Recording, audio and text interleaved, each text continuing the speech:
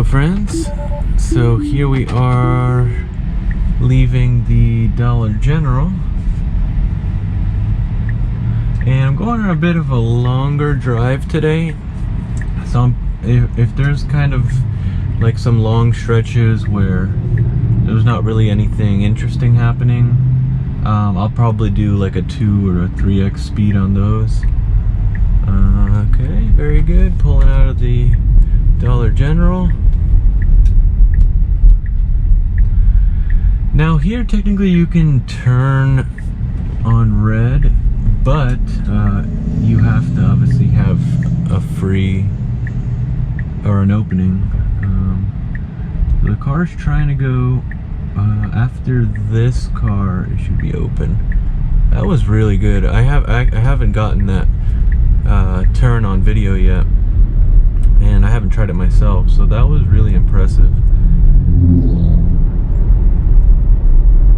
I definitely like that it didn't stay waiting at the red light until it turned green, because you can turn right on red after you stop, as long as you're yielding the traffic.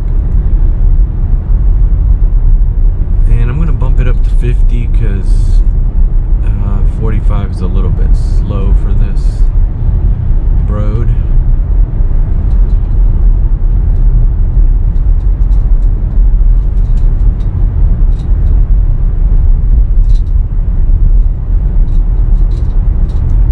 Beautiful day today, 73 degrees, clear skies, and no worries on my mind.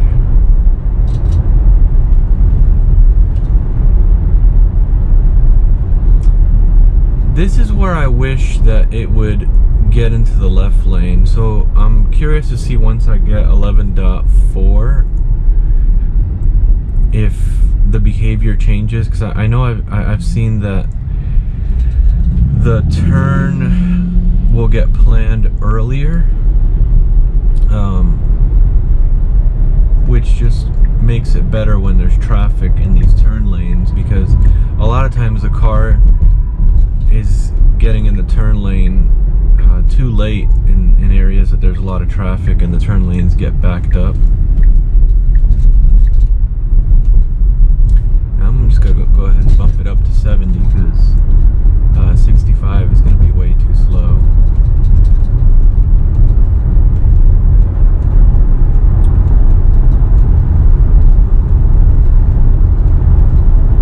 Let's see how it does merging here on the highway. There's a car a little bit behind me, so I have a good opening to merge over. Yep, very good. No turn signal though. I'm trying to remember if it was Dirty Tesla. I think it was Dirty Tesla that shows that happening a lot, where when you're merging onto the highway and you don't get a turn signal, it'll just wait until the lane ends and just merge over. It's not really the ideal way to merge onto the highway. So the car's getting in the middle lane here to pass. I have it on aggressive mode, so we should see the car do more lane changes if the traffic is moving slower than what we have the speed limit set to. Wow, okay, so it's actually going all the way in the fast lane.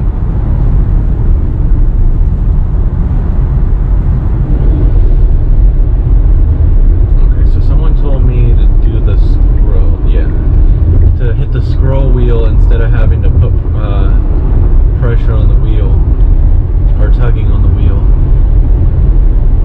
Thank you for that suggestion. I never thought of that.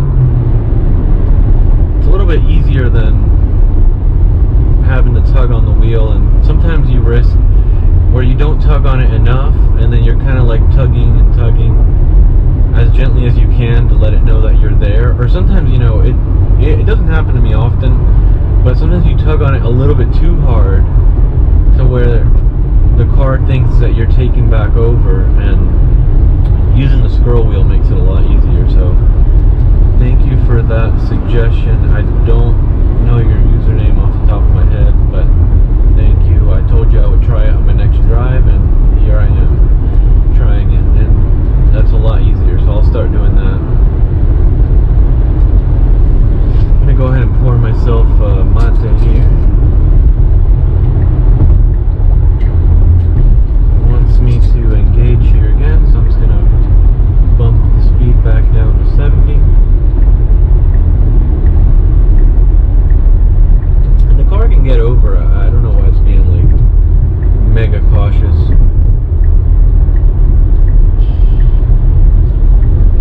Alright, we've taken the exit.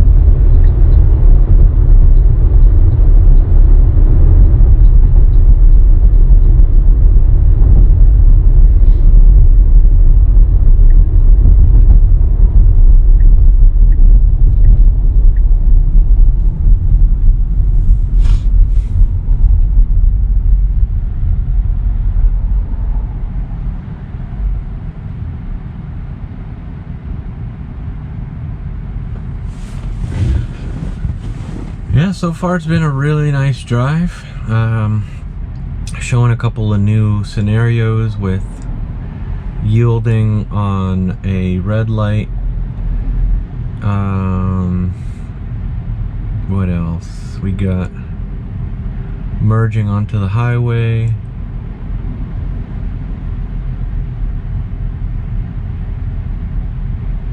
Also seeing some differences with the aggressive mode, where we're passing cars on the passing lanes. So I'm good with the aggressive mode right now.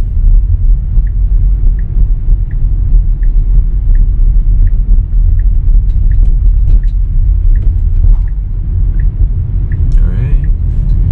Be a little bit more assertive coming out of that corner. I mean, it was perfectly fine, but I would have driven a little bit more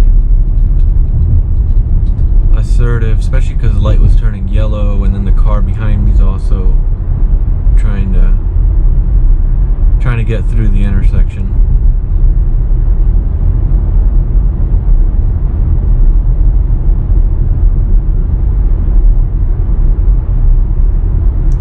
So this is going to be the longest drive I've done so far on FSD Beta, so it's about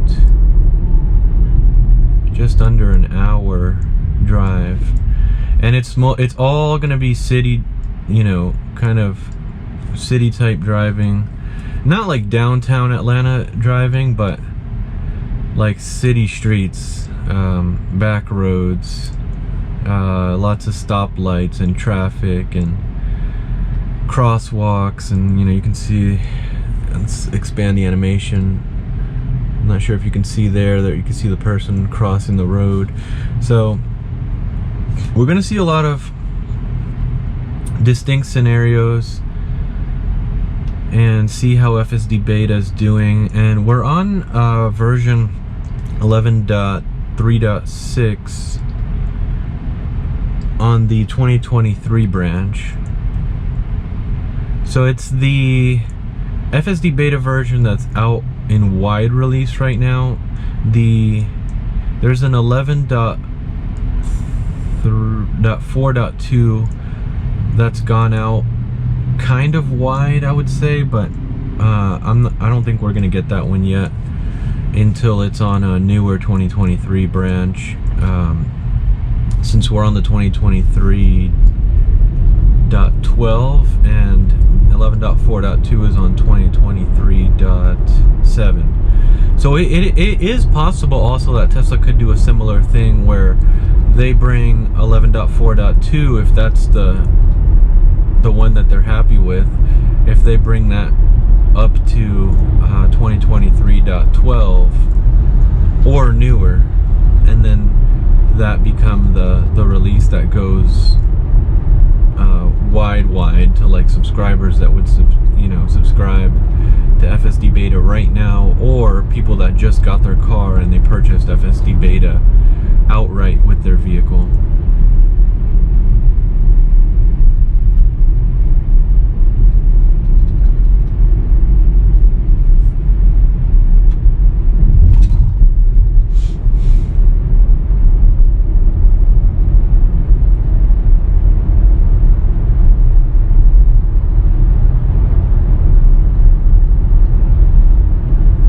definitely looks like the autopilot and the FSD team at Tesla is gaining more confidence in their software with the wider releases that they're doing. Also, the nag seems to be decreasing in the latest 11.4.2 version, and they've adjusted the suspension time. So right now, if you get 5 warnings while on FSD, you get temporarily suspended. On the version that I'm on, 11.3.6, you get suspended for 2 weeks before you can start using it again. And on the latest 11.4.2 version, they've lowered that to 1 week. So it just kind of signals that they're more confident in the safety of the system, and they don't need to be as strict with the users that are ultimately using FSD Beta. So it definitely shows that there's a chance we could be going closer to driverless, maybe even driverless by the end of this year. I mean, we're about to be in June. We're at the end of May right now, so there's half the year left, pretty much, to keep iterating and improving on the current FSD beta versions. And where it's at right now, it's already really, really impressive. So I think it's possible that it could be driverless by the end of the year. Now, driverless, I don't know that, there's regulations around that. It could vary by states. So right now, what I'm meaning by driverless is if you're paying attention, you don't have to do anything. So, what I'm saying is, if there's still some legal things that need to be worked through, or something needs to be reviewed by NHTSA or whichever other regulatory agency that may be involved with transportation, I think by the end of the year you could see that Tesla could reduce the nag to where they're not nagging you at all, as long as you're relatively engaged. Meaning, like, you're here, you're looking forward. I mean, you might look out to the side of the window every so often and enjoy the scenery, but you're, generally paying attention. And I think that they could probably do away with that nag and see, like, are people still having interventions, or are people still having to disengage? Because those scenarios are becoming less and less. And as you have so many more people now using FSD Beta, I think that's going to help accelerate those edge cases where, I've had a couple of disengagements here and there, and I send my message to Tesla describing the situation, and they're going to be able to really only have to focus on those small kind of edge cases, or maybe cases where they just need to improve in certain areas, because you have to think this is all over the country, so it's going to be a little bit different everywhere. And the system has to be able to handle all of the scenarios in a safe enough way. And safe enough meaning not get in an accident, not damage the vehicle by going off the road in some way, or hitting the curb, or not slowing down on speed bumps, or dips in the road. So those are still things that need to be worked on, because right now, usually people will disengage so that they're not flying over speed bumps, so they're not hitting potholes.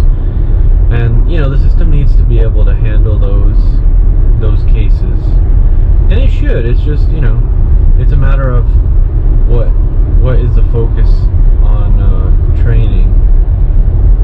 So as the outstanding scenarios start becoming less and less, they can start focusing on those and not as much on just the basic driving. Because as you can see, the normal 99% of your drive, it's perfect. It doesn't have any issue keeping the lane, doesn't have any issues maintaining the distance between cars. It doesn't have any issues making most of the turns. So it's just the little edge cases that they have to figure out, like what happened in this scenario that the car didn't handle it the way that it should have. And as it has the data from all the cars coming in, that can be used to train the system to handle those cases. Because the FSD Beta software spends a lot of time in simulation, but there's nothing like the real world. You can get very close, but there's always going to be those little tiny scenarios of, was there some kind of shadow? Was there some difference in the lighting? Was it a difference in the elevation? Was it the way that the sun was shining? And you can't let those real world scenarios throw the system off. So as the cars are out in the real world, Tesla can gather that data, and the system can figure out, okay, well, maybe this camera was partially obstructed, so if the sun is obstructing the view, use the feed from the other cameras. That's just an example, but that's the kind of training data that the system needs to be able to handle the distinct scenarios that are going to happen in the real world.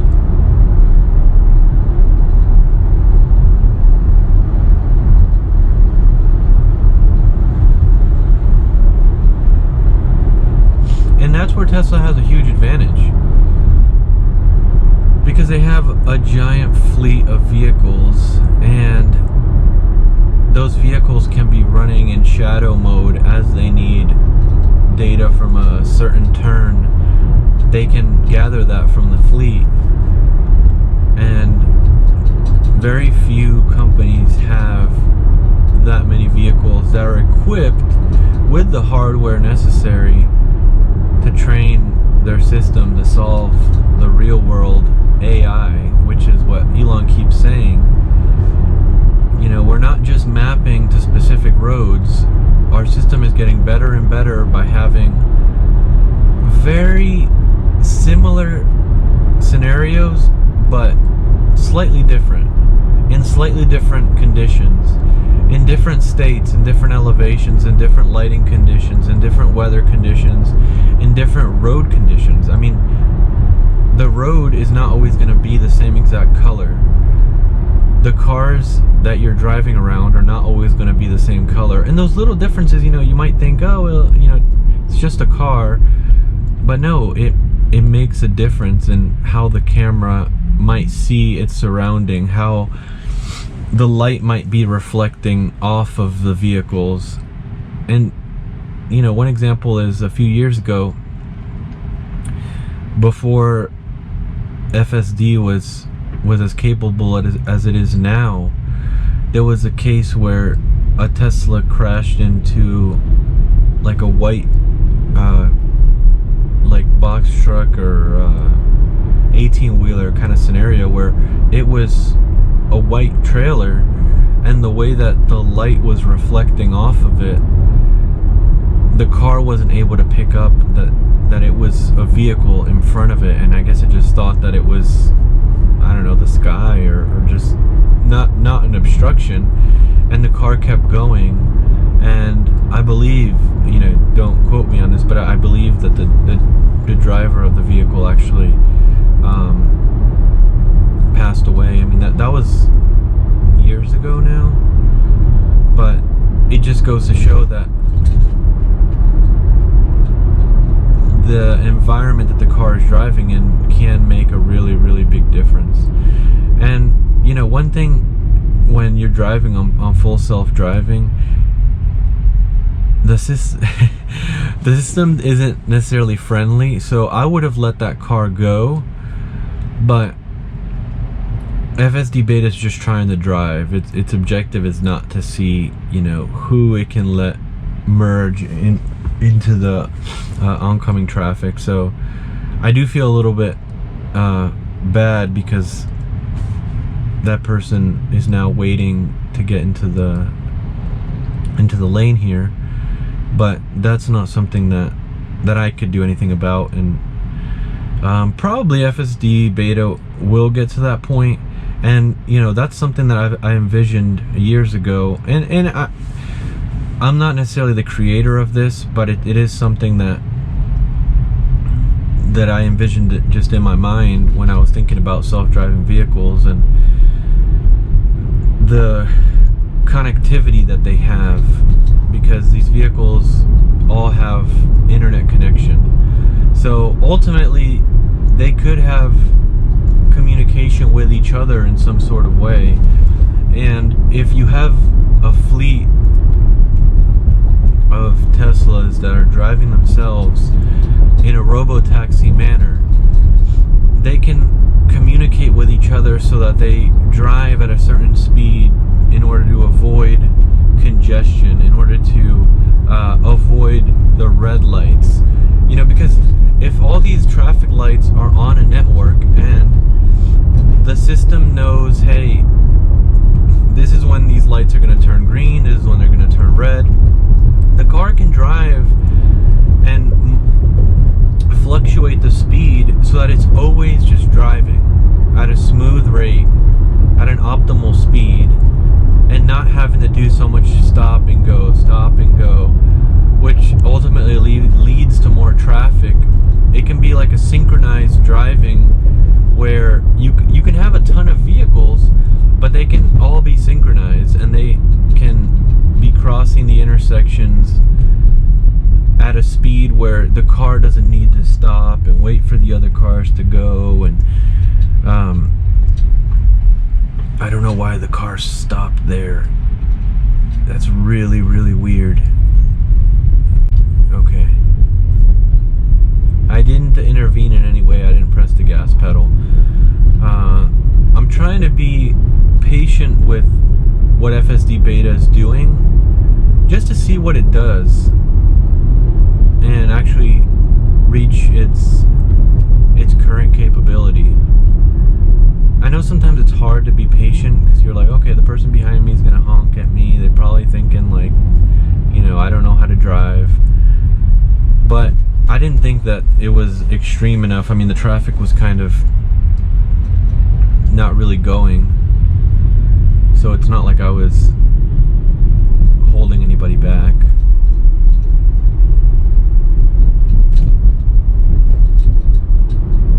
Alright, so these cars are going to be trying to merge in. Let's see how. Alright, Tesla's slowing down. So it's going to get in the right lane here.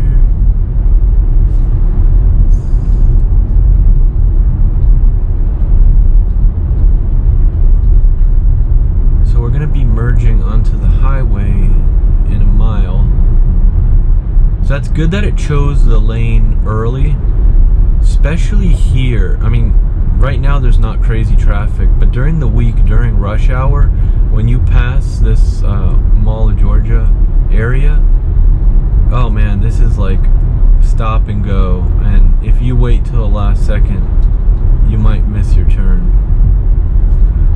Let me bump up the speed a little bit.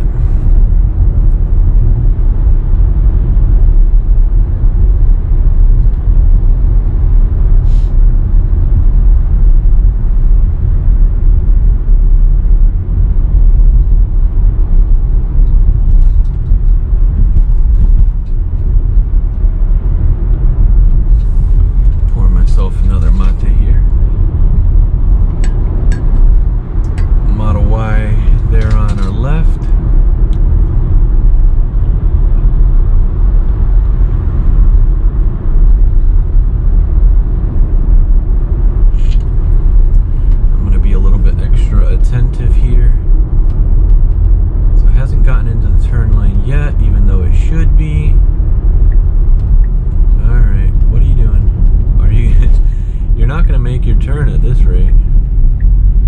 Alright, it made it. That was not optimal though. Not optimal at all. I'm kind of blocking the lane right now. But, okay, the cars can still get around me, that's fine. Yeah, see, that's one thing that I don't like is that last minute,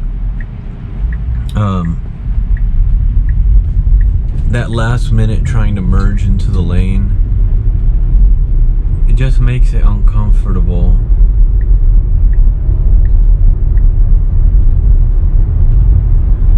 I really hope that improves in 11.4.2, which I've heard that the system seems to be considering what's further out and getting ahead of what it needs to plan for, essentially. And that's what really needs to improve there, because it's just not nice to be getting into the turn lane so last minute. You're kind of cutting off people, and then you're sometimes getting these awkward situations where you could be blocking traffic.